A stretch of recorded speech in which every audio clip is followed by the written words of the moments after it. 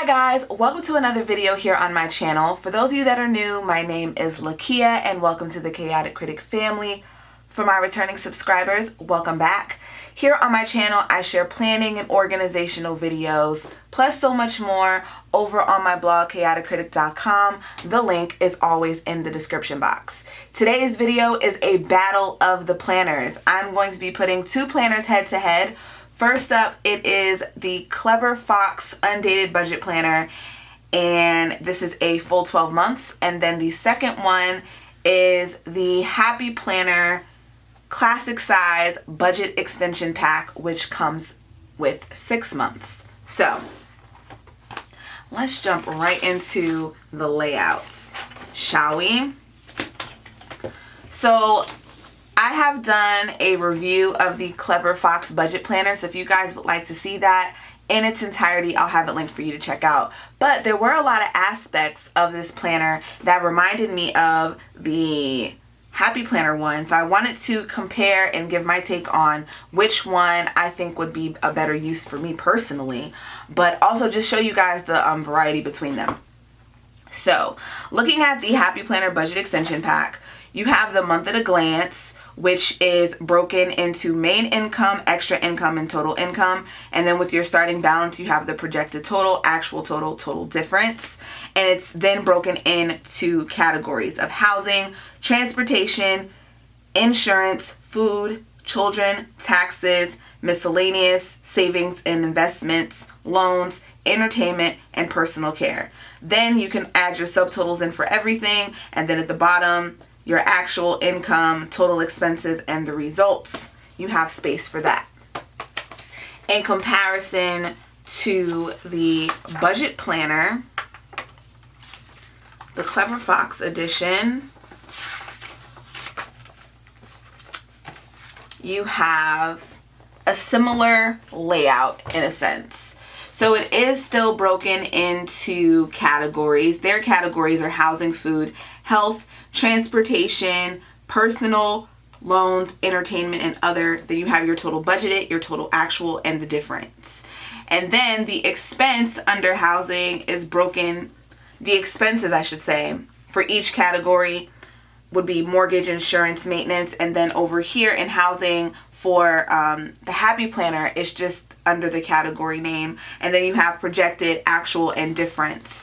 This one gives you budgeted and actual. You don't have the difference here. You can subtract the difference at the bottom, so you don't have that in each of the categories. Now, as you can see in the Clever Fox Budget Planner, there's this month's goals, there's checklists, income amount, savings amount, and then a monthly view.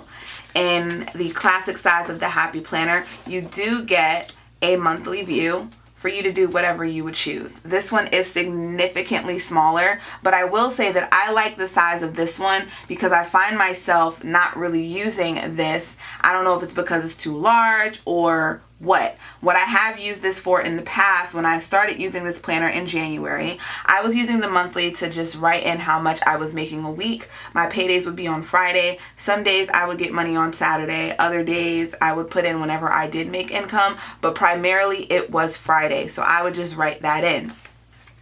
I would have space to do that in this planner as well. And the sidebar, if you're wondering where could you put your goals or whatever, you can use the sidebar. And that is what I did in the month of May. I put in all of my details of my goals for the month of May in the sidebar. And as you can see here, I wrote in the amount of what I was getting paid, any extra income I had coming in, all of that was written here.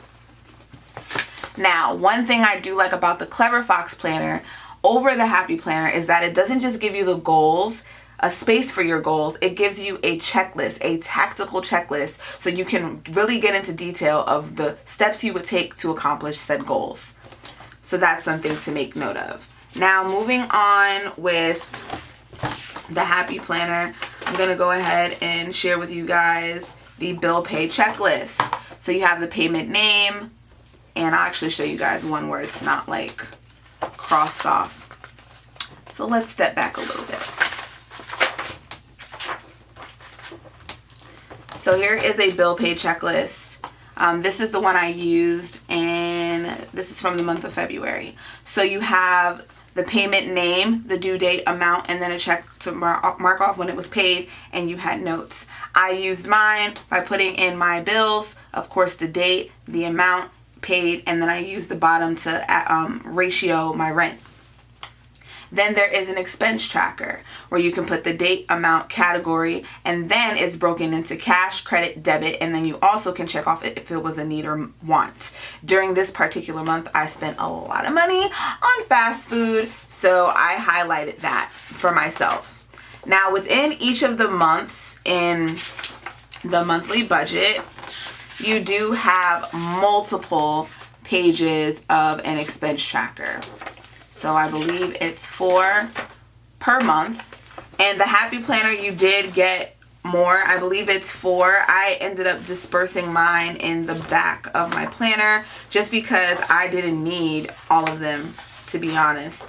So the bill pay checklist, and then I have some extras of those. So I spaced this planner out so that I could double it and make it work for me for 2 years, which, not 2 years, for the full 2019. So that's something. This one is way more clean. This, I do like this though. I do like this over the Clever Fox because you can put, and the expense tracker for the Clever Fox is a space for date, description, category, and amount. This and the Happy Planner has the same thing, but it takes it a step further, and I actually do like that because I can mark if it was cash, credit, or debit, but most importantly, checking off whether it's a need or want really helps to narrow down and get to the point of the spending and your spending habits. So that is something that I like that is not available in the Clever Fox Planner. Continuing on, the last thing in the month is a monthly budget review. Now, in the Clever Fox, you have your balance from last month, total income, total expenses, the difference, total savings, and balance forward.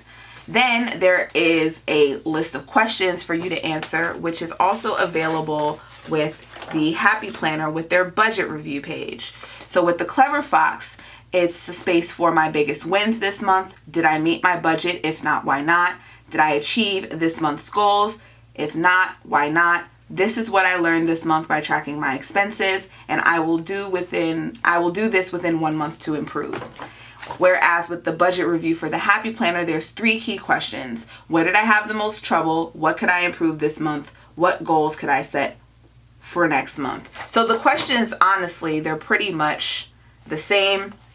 Now, at the end of the monthly budget review for the Clever Fox, you do get some dot grid space. But the great thing about the Happy Planner disc bound system is that you can add in all the paper that you want. But I love, there's parts that I love of each. I love the color of this one. I love the simplicity of this one.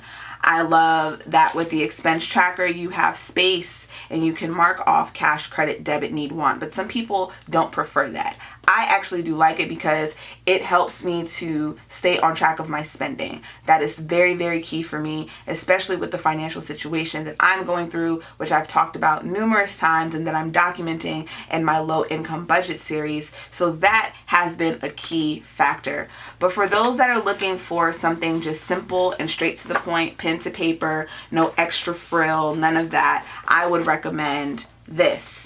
Now, with the classic size of the budget extension pack, it's also available in mini, and I believe it's available in the big size. I will have the links to purchase both in the description box. Alright, so there's a few more features I wanted to make note of when it comes to the Happy Planner versus the Clever Fox Budget Planner. Now, this one also comes with a savings goal, and I do like this little jar here. You can put a savings goal for each month, and then it has January to December. Keep adding, adding, adding. Of course, you can always put like little $ stickers in here if you want to make it pretty. There is a savings tracker inside of the Clever Fox, what you're saving for, the amount needed, and due date, and you get 2 of those. You get 2 sheets of those, but there's 4 different transactions that you can do. Now, price-wise, the Clever Fox budget planner for the year undated is $24.99. The undated extension pack, budget extension pack from Happy Planner is, for the classic size, which I have, it is $9.99.